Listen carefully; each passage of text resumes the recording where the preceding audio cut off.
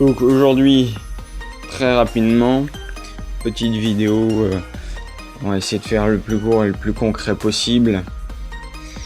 Donc sur une dynamo, c'est une dynamo Dusselier.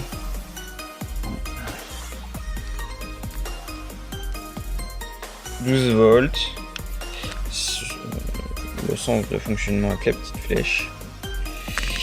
Et donc là, le principe, ça va être d'expliquer très concrètement,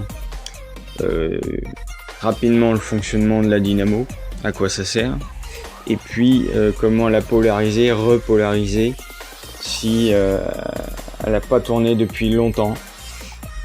Alors, donc c'est donc là actuellement une Dusselier.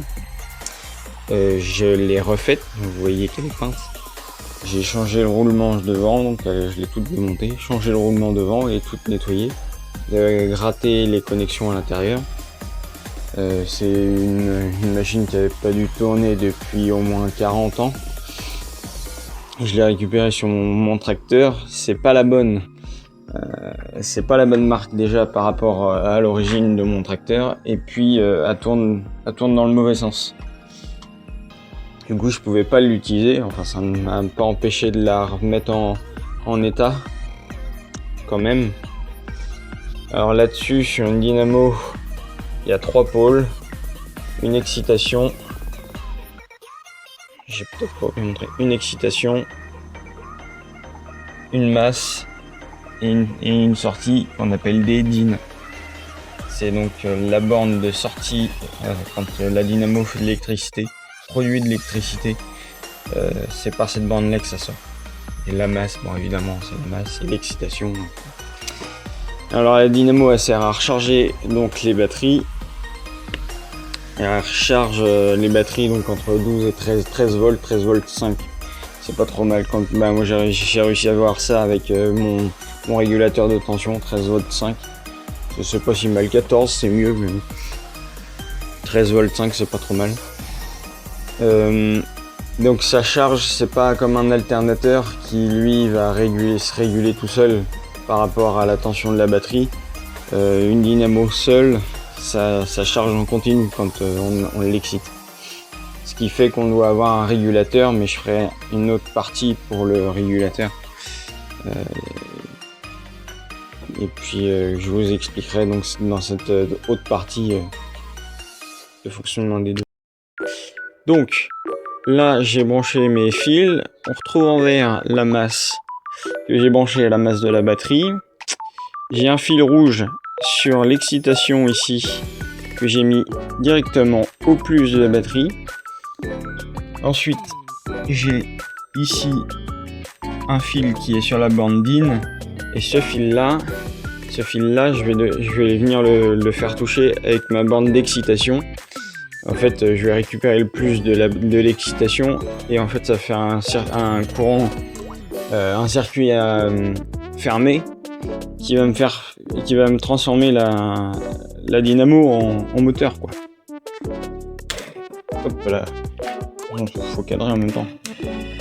Ah oui, j'ai refait la dynamo, donc forcément je me doutais que ça allait tourner tout de suite quoi.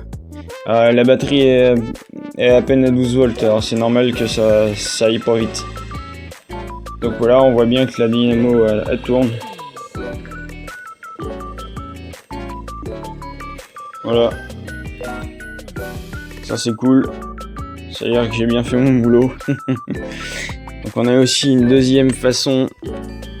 Hop, je vous pose de regarder si la dynamo après fonctionne bien. On fait l'inverse. Donc le but là ça va être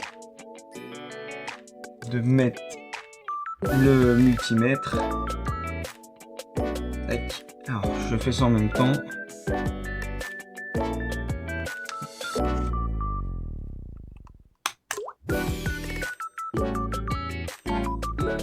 Hop. Alors est-ce qu'on voit tout? Et je vais tenir la masse de mon multimètre comme ça parce que j'ai plus de tige.